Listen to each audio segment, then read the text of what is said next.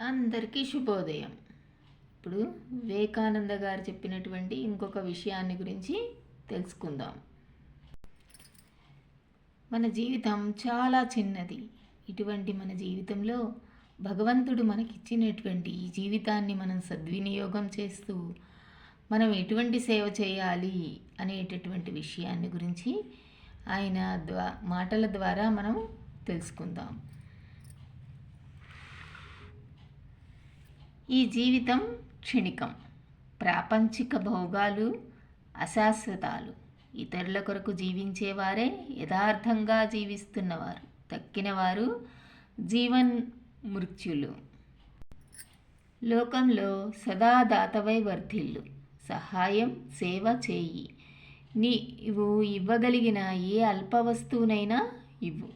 వస్తు మార్పిడి పద్ధతి అంటే ఇచ్చిపుచ్చుకోవడానికి దూరంగా ఉండు.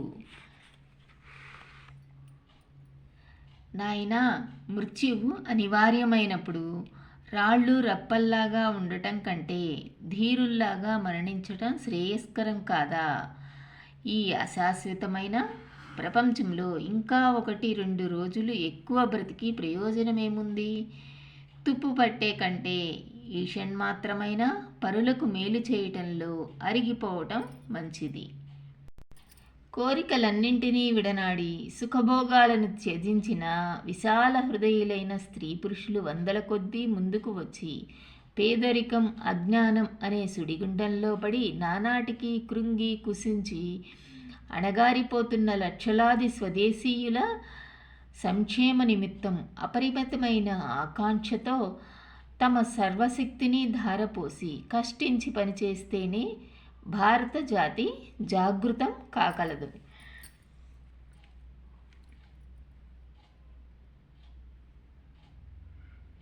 భవిష్యత్తుపై నాకున్న ఆశ అంతా శీలవంతులైన యువకుల మీదనే ఉంది.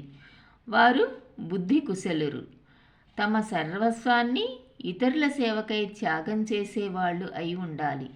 నా ఉద్దేశాలను కార్యరూపంలోనికి తేవటానికి తమ జీవితాలను త్యాగం చేసి దానివల్ల తమకు దేశానికి సౌభాగ్యం కూర్చే యువకులు కావాలి. సాధారణమైన యువకులు గుంపులుగా వస్తున్నారు. ఇక ముందు కూడా వస్తారు. మందకొడితనం వాళ్ళ ముఖాలపై వ్రాసి ఉంది. వారి గుండెల్లో ఉత్సాహం లేదు. దుర్బలమైన వాళ్ళ శరీరాలు పనికి నిరుపయోగాలు. వారి మనసులో ధైర్యం శూన్యం.